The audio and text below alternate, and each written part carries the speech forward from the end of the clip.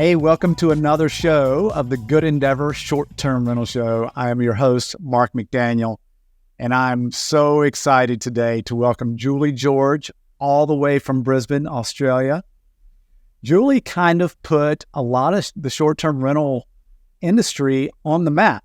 She kind of came out and she had owned a short-term rental management company, sold that company after a few years, actually had a few properties of her own, has dipped her toes into arbitrage, and is now a coach, a mastermind leader, and many other things. So welcome to the show, Julie. G'day. And nice. Thank you so much for having me on your show, Mark. It's a real honor to be here and just a good excuse to catch up with you again. Yeah, this is awesome. Yeah, I kind of want to turn the page back. And so when you were growing up in Australia, you say Australia, and then I'll say Australia. Australia. Say it different. Australia. It sounded different coming from you. Yeah. So let's turn the page back. So when you were growing up, were you have siblings? I do. I have two younger sisters. Mum and Dad were together until I was 12. I think most people can relate that. Yeah. Sometimes it splits. So yeah. A lot of people don't know about my childhood, Mark. Are we diving that deep today? Hey, we didn't come here to think about knowing each other. We came here to actually do it. Oh, gosh. Well, a lot of people probably, actually, if you have read $1 Million Host, you will know, but I'm going to give you this summary in case in case any of your people haven't read it, that I grew up in Kakadu in the Northern Territory. Now, if anybody has watched Crocodile Dundee, that's where I lived. So I grew up with pet buffalo, crocodiles. My first job ever was feeding crocodiles, and I do have all my fingers intact, only just. But yeah, that was my upbringing. So I grew up in the wilds of Kakadu. Yes, everything can kill you in Australia. That rumor is correct. And all of the wildlife, we have to be very, very careful about snakes and spiders and crocodiles and, crazy things in the bush of Australia. But I grew up with the Aboriginal, mostly Aboriginal children in my school. So it was, it was a really interesting upbringing, and watching Crocodile Dundee being filmed, as well as many other movies and people coming out and finding out about our area. But going from that to then completely flipping and going across to Los Angeles to work for the Northern Territory Tourist Commission, the Australian Tourist Commission, and convincing all the Americans to come and visit Australia as a tourism destination. So that was, interesting upbringing. That is so neat. That's probably where all your swagger and confidence comes from. If you have an audience of crocodiles, humans are nothing after that. Short-term rental host, nothing. Yeah, no one can upset me. No one can kill me in this industry. But you're exactly right. That I think it was really seeing my dad, who was a mini celebrity. He'd be on the microphone. He'd be using his best dad jokes to entertain the tourists in Kakadu, and just seeing his confidence, and then being able to take an opportunity to go and promote my country overseas, live in Hollywood, drive a red convertible at the age of 19, because that's what I had always dreamt of doing, and of course then achieving that goal. It gave me the confidence and the knowledge that anything is possible, and you've just got to be able to have a dream. You've got to be able to dream. I always say dream bigger than dream bigger, because a lot of people are their own worst enemies. We hold ourselves back, but if you can really imagine a life by design, what does your rich life entail? Then you've got to go out and put the roadmap to achieve that. And I did that at such an early age that I went, right, what's next? And for me now, being able to talk to you and hundreds or thousands of short-term rental hosts worldwide, it's really a dream come true. That is so inspiring. I love it, because you said you moved to California, you worked for the tourism industry, and is that kind of what led you into the short-term rental business in general? Like, because it sounds like your dad, he was entertaining tourists, obviously. Yeah. And then you kind of got into that as a representative of Australia, so to speak. Was that your on-ramp? No, it actually wasn't. It was funny because at university, in between Australia and coming to America, like Eddie Murphy, no, I think I am. But I studied hotel management at university because my parents were involved in hotels at that stage in Australia. But when I came to America, they sold all the hotels, they sold the tourism interests. And so it was funny because, you know, all that study that I did way back then, it wasn't until 25 years later that I was working in real estate in Australia, and the idea of short-term rentals actually dawned on me. I had a property myself, a little one-bedroom apartment that became vacant. It was already furnished, and I thought, I wonder what all this fuss is about with Airbnb. You know, there's all this talk. So I decided to put the Wi-Fi on, put some linen in, and list it on Airbnb. And of course, just like you have, and many of our the listeners right now, we all discovered the magic of short-term rentals. Now, being in real estate, having that entrepreneurial mind, I thought, you know, if it's working for me, it can work for so many other people as well, property investors. But they don't have the time, the expertise, the know-how.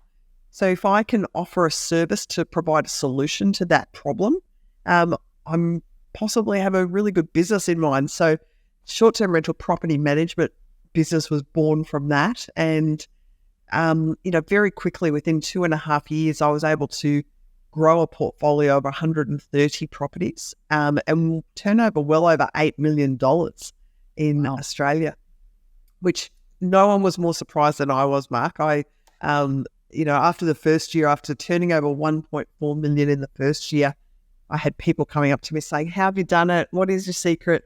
And of course, that's when I wrote $1 Million Host, the book.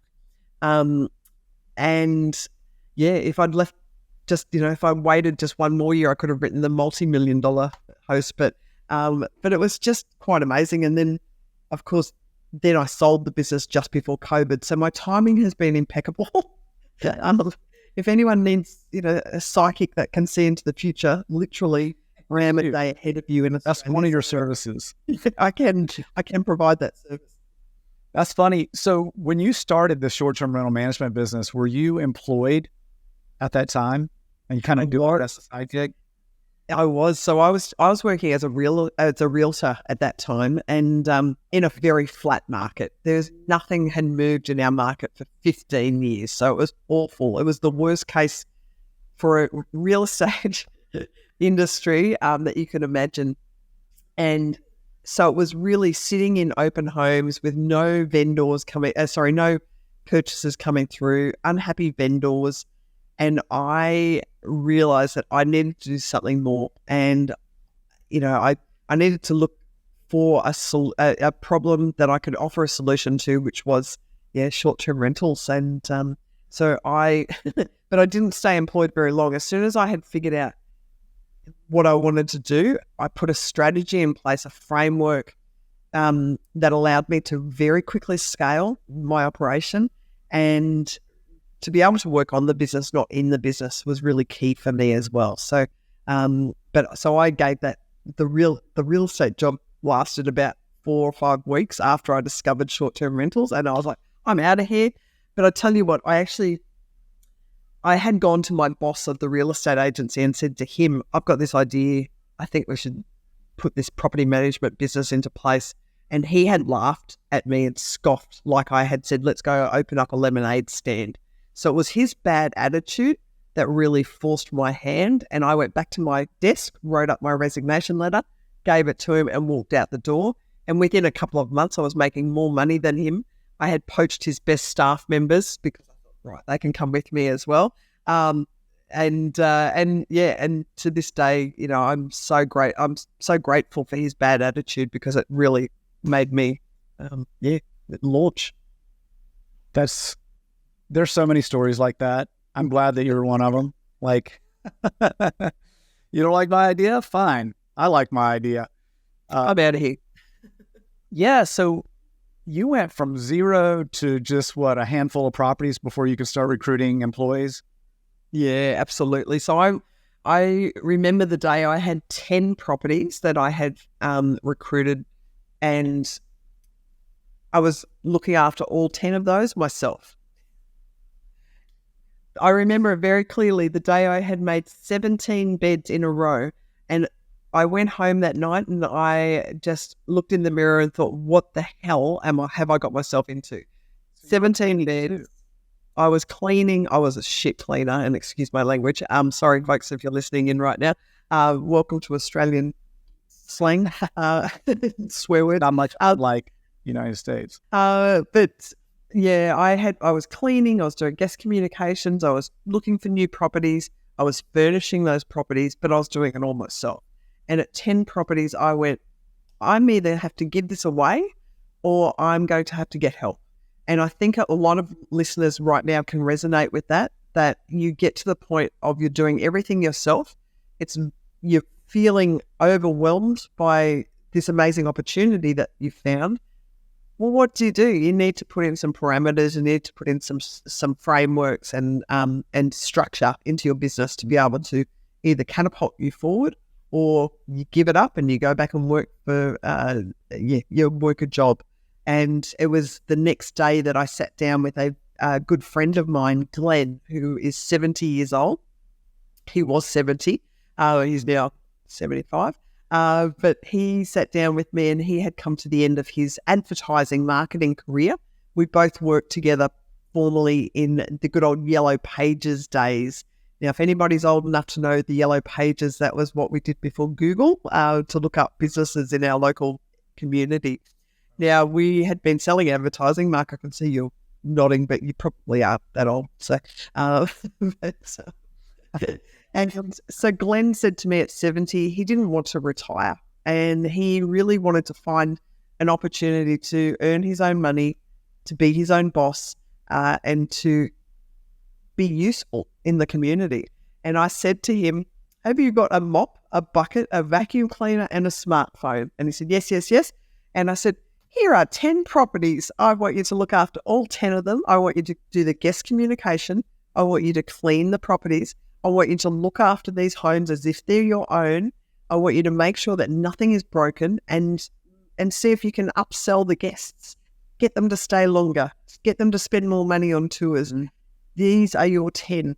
And so he went off and looked after those. And while I then I concentrated on what I was very good at, and that was getting more properties, doing the marketing piece, branding, getting more homeowners to give me their properties. And so that was the beginning of the structure that I formed, and the key to my success in the scaling, the rapid scaling, was really around this idea of having a co-host take care of the day-to-day logistics of the properties, but a small portfolio like it was a franchise, and they were then rewarded with a split of the commission. So I charged 25% to my homeowners. I paid my co-host 6%, plus the cleaning fee went straight from the guest straight through to the co-host. So it was great because anytime I saw a booking come in, I knew at 19% was going into my pocket. And that allowed me to rapidly scale and find more and more properties. Wow. So Glenn grew a business inside of your business. Yeah. So you were like a feeder system for his business, and he didn't have to go out and get new clients. It was. So under the umbrella of my Host My Home business, I had Glenn and then eventually 13 other co-hosts that all had their own little property portfolios. Now, some of them, and so a lot of people say, but where do you find these people? Well, I can tell you, Glenn was a senior citizen. The next person I put on was a young mother who had a couple of school-aged children, but she wanted to be in the workforce. And so I said to her, well, how many properties would you like? She wanted three properties. Here are your 3 properties. Now, eventually her children were able to, they got more daycare, and she was able to take on another property. And so as her ability to take on more properties increased and her love of building her own little business increased, she was able to take on more properties. Now, then the third person that I employed, Natalie, she was a real go-getter. She was she was a mini me. And so she said, give me as many as you can. So I gave her 23 properties. So she had 23 properties. She was responsible for cleaning, guest communications, looking after the properties, and doing all guest-facing services. Now, she was a smart cookie because she then employed her mother and her aunt to do all the cleaning. And then she just would simply go around to each of these properties and make sure everything was okay. All good, because I was still giving her 6% plus the cleaning fee, but she was earning, with those 23 properties, she would probably earn about $4,000 a week. So I know we talk monthly, so $16,000 a month. And with that, she was paying her team underneath her. But I didn't have to worry about the cleaning. It was only, my contract was with this girl, Natalie. It wasn't with her mum and the auntie. I didn't even get to meet them. I didn't care. As long as the cleaning was done, we get 5-star reviews, the guests are happy, and the occupancy is full. That was my key performance indicators. Were very basic, but it worked. I love that model. I love it because it gives them skin in the game, and it's their own business without having to do the marketing. You're just, and if they ever wanted more, or if they ever proved that they could take more, I'm sure you just reward them that out. And then on the flip side too, if they weren't doing the job, let's say that the cleaning wasn't up to scratch and we were getting bad reviews, we would retrain. That would always be the first option. But if the bad reviews continued or the poor performance continued, we would just take that property off them and then allocate that to another person. So it was very easy to manage, and it was just a very simple structure, but it worked very well. And it was just like you said, like a franchise. People were able to come in. And what I really found myself being was the matchmaker, the middle person between a homeowner wanting a piece of the short-term rental pie, but not having the time or the expertise. And then I was just simply finding and matching them up with a willing entrepreneur who just needed an opportunity. So if I could come in and say, here's a business in a box, that entrepreneur, the Glens, the Natalies of the world, they were absolutely willing to come in and follow my structure, follow the procedures, the processes, and suddenly earn themselves incredible money, be empowered that they were in charge of their own little destiny, be able to have unlimited earnings, and just have real pride in the fact that they were getting 5-star reviews or getting that feedback and meeting these guests as well. And Glenn, the 70-year-old, was a massive flirt. So he would be flirting with the tourists and the guests. He would be picking them up from the airport or taking them out to dinner. Oh my gosh. No, he was in his element. So he loved it. It was great. That is so deep. So I'm going to just repeat back some of what I think I heard. So this was a pure percentage play. There was no base salary or anything, right? Because I find in this industry, the cleaning type, they need that security of some kind of salary or cleaning. And I definitely did have people that really wanted that security, and they were very concerned about having a commission only role. So what I did with those people was I did offer a retainer. And so this is a little secret for anybody listening in right now going, yeah, great idea, but no one's going to go for it. Offer a retainer. So the retainer that I offered, I think it was $750 per week, so $3,000 a month. And I would say to that person, but as soon as your commissions exceed that amount, you're going to pay it back to me. So it was a retainer that they had to pay back. But the deal was, if your commissions don't exceed that, you will always get $750 base salary. And they loved it. And of course, they realized that within 2 weeks, probably, they were earning way over that. They were almost earning double that in the setup that I had. But they were nervous, and fair enough too, because not everybody is entrepreneurial minded like we are. And so a lot of people would come in and need that security. So folks, if you're listening in right now, you can offer up a security option, but the reason that I wanted to do it with a commission was that I was always worried with this business, the highs and lows. And of course, we've gone through COVID, we've gone through situations where travel just completely stops. I did not want to be responsible for a wage or a salary.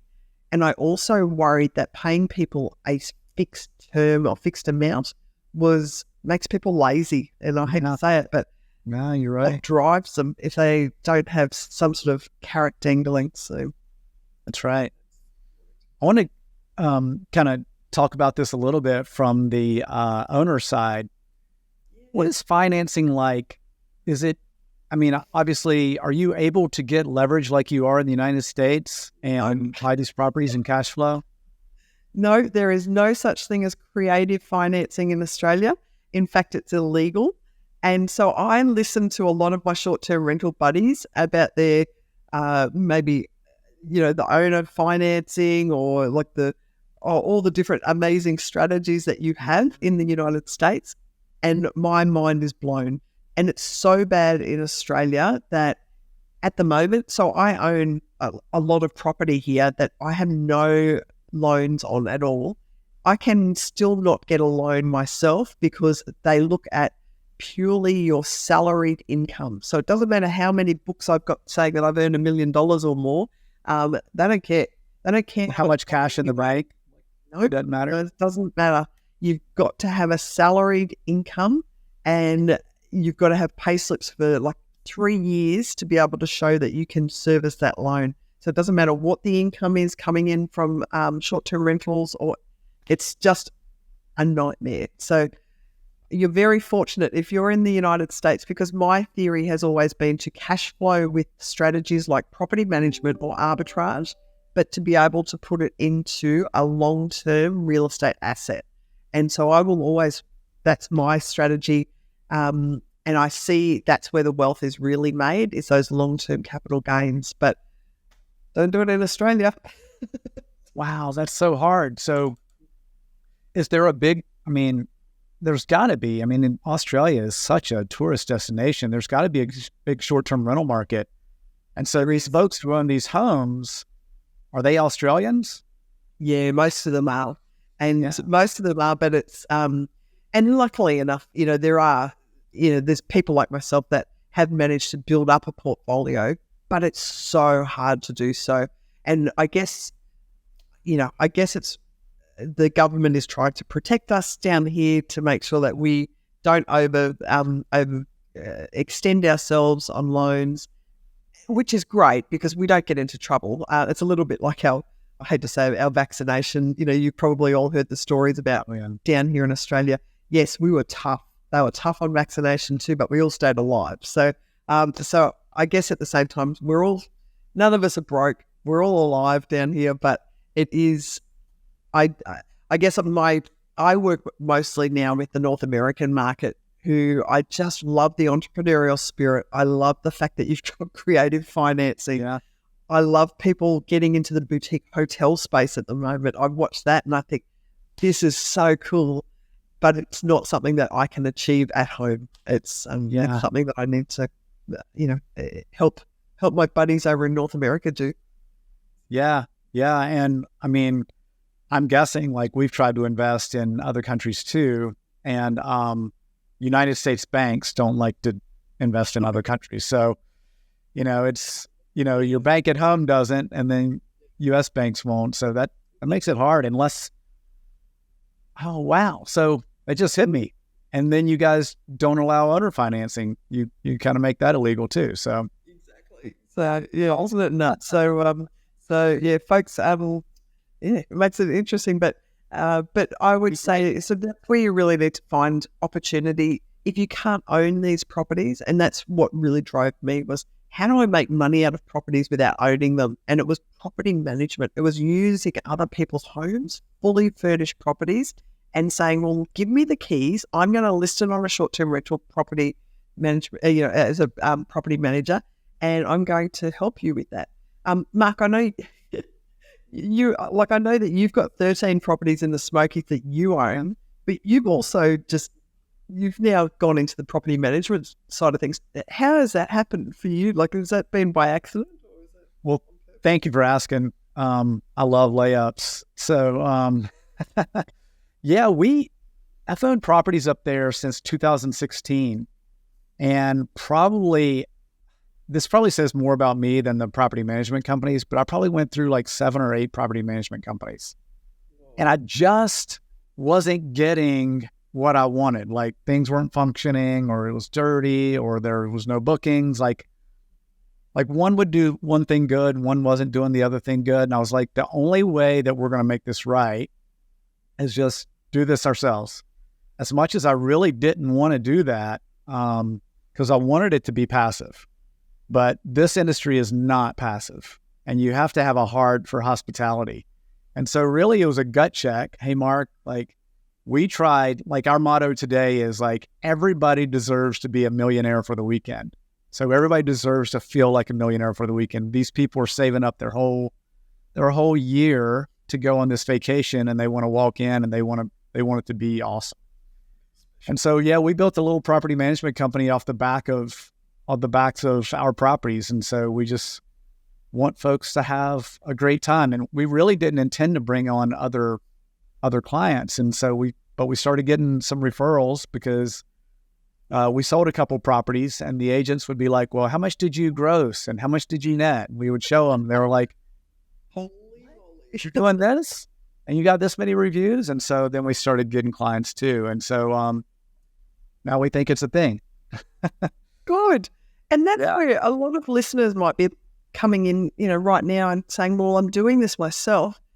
Folks, make sure you talk to your neighbours, talk to your friends, because you may find that your expertise can be utilised by your community, and you can charge some really good money for it. So, there's an opportunity to be your own boss. And, and that's where, so now for me, I now coach people to become their own bosses and show them the paperwork that they need and give them the strategies that they need to be able to fast track their success and build those short-term rental property management businesses, because it works so well for me. It's worked for you. Listeners, if you're out there, and you want to do this yourself, it is possible. And yeah, I mean, you made a great point earlier. Like, you can be really, really good at this, and you can scale to a certain point.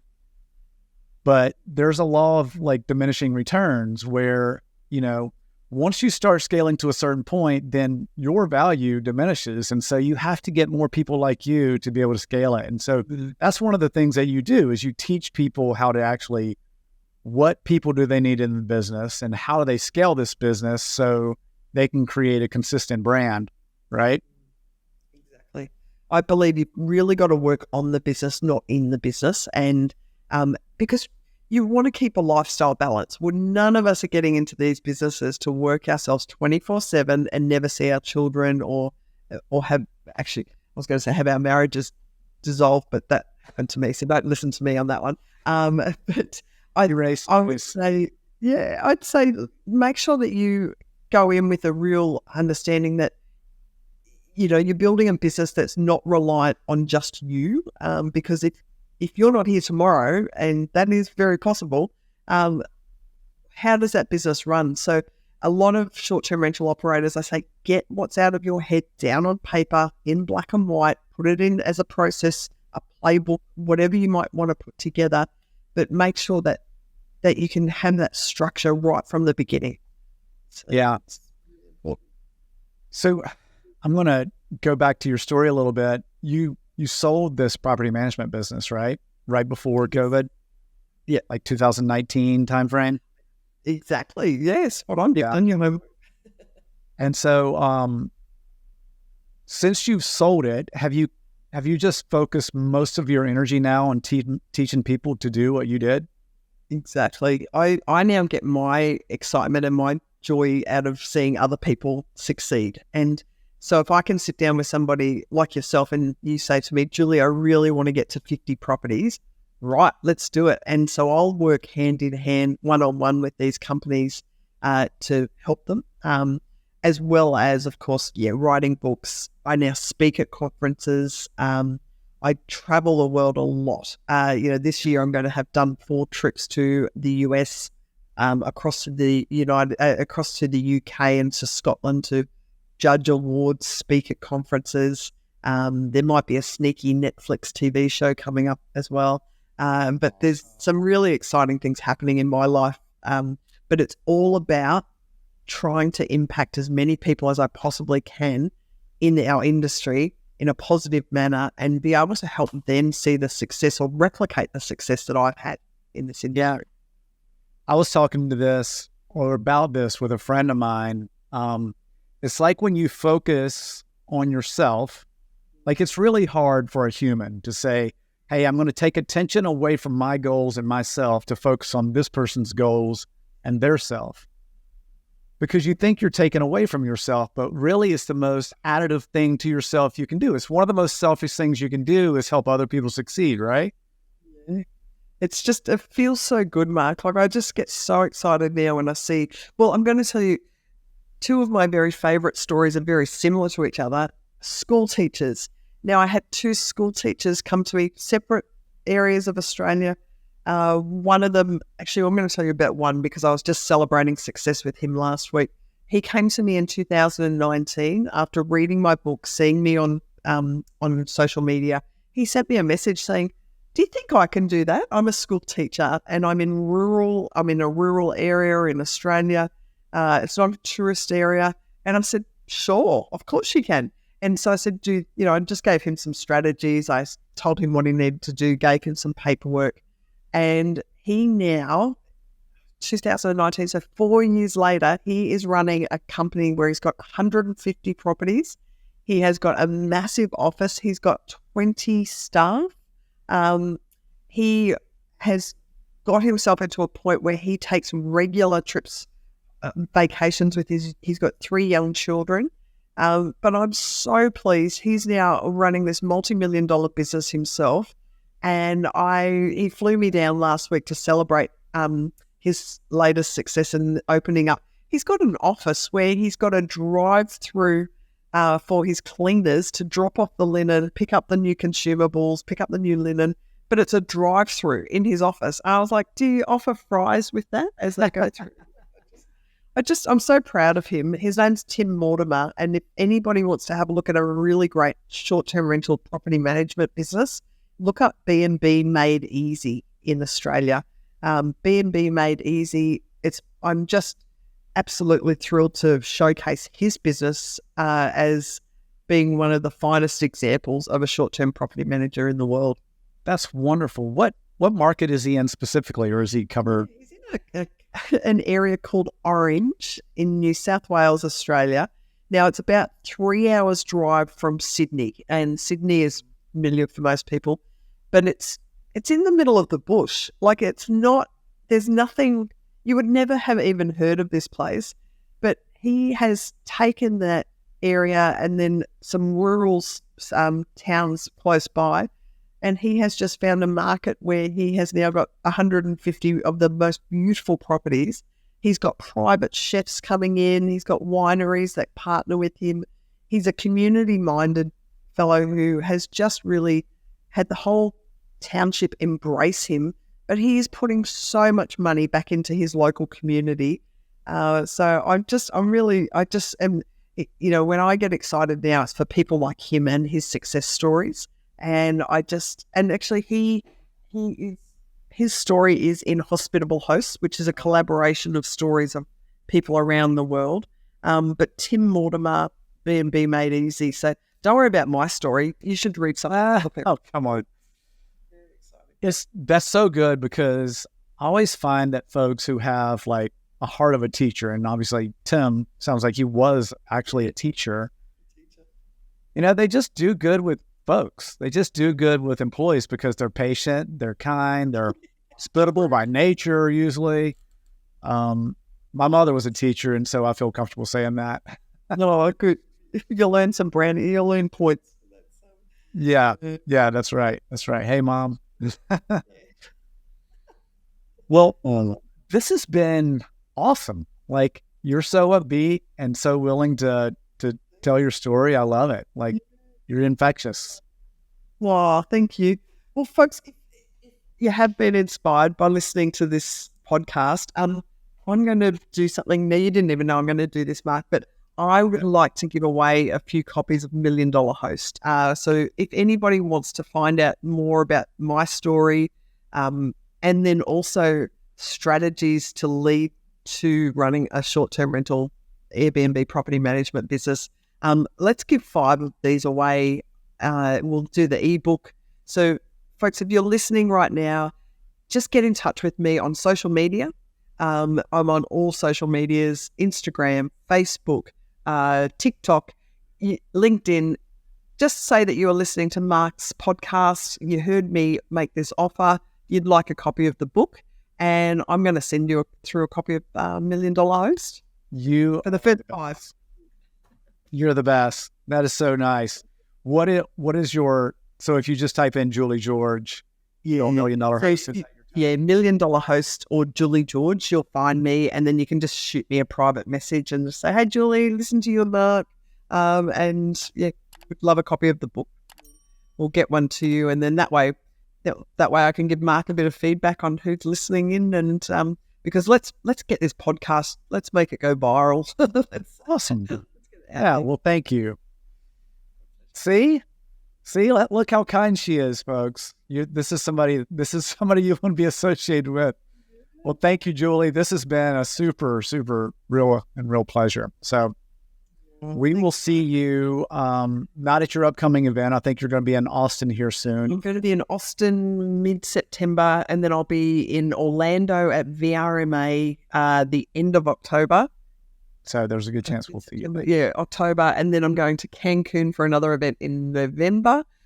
Every month I'm in a different part of the world. But folks, if you do want to find out where I'm speaking next, go to milliondollarhost.com.au and you'll see a list of events and just where you'll be able to hear me speak. Awesome. Thanks again. And we'll see you next time.